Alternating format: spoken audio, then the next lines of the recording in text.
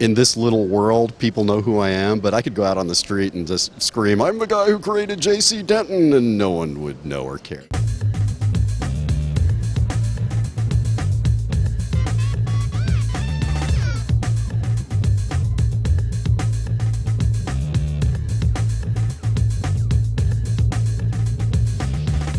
For people who somehow don't know who you are and who might not recognise the name J.C. Denton, can you give us a really quick recap of your storied history across the years?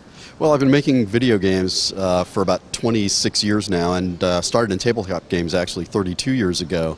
So I've worked on a lot of games. I guess I'm probably best known for Deus Ex, which came out 15 years ago this year, and more recently the Disney Epic Mickey games that I did when I was working for Disney.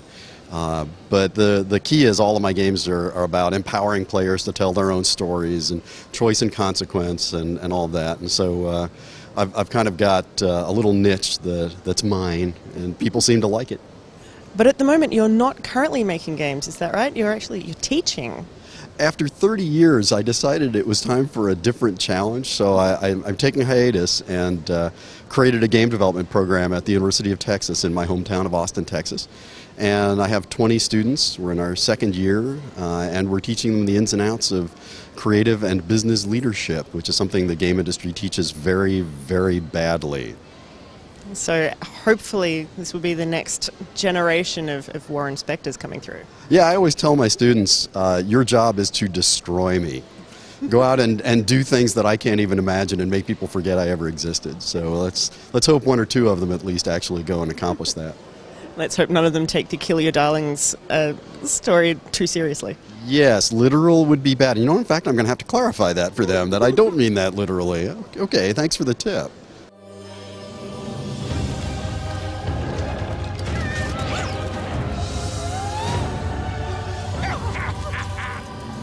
Have you had a chance to check out some of the Australian-made indie games on the show floor this weekend?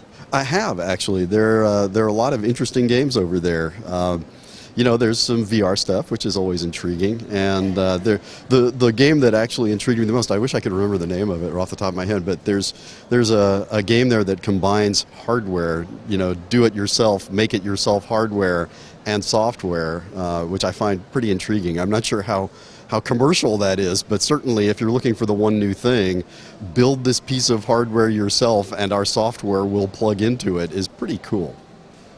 Meanwhile, you did say hiatus, which does imply that there may be a return to game development in the future. Is there anything that you can talk about? Well, there's nothing concrete. I'm definitely getting the itch to make something again, so we'll see what happens. I'm not sure I've reached my last stop. So you may see something from me sometime soon. Actually, being here and hearing everybody so enthusiastic about the kinds of games I make has kind of fired me up. So maybe we'll get back to doing something soon.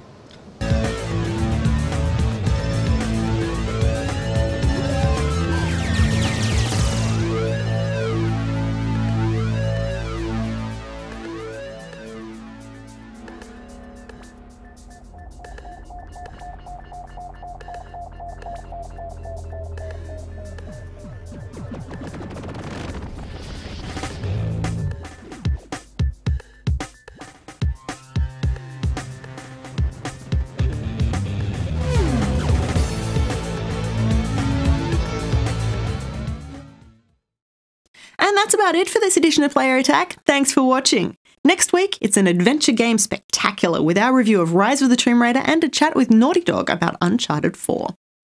In the meantime, you can catch us at the new look playerattack.com. We're on Facebook, YouTube and Twitter. And if you've got something you want to say, send us an email, mailbox@playerattack.com, or just hop on our forums.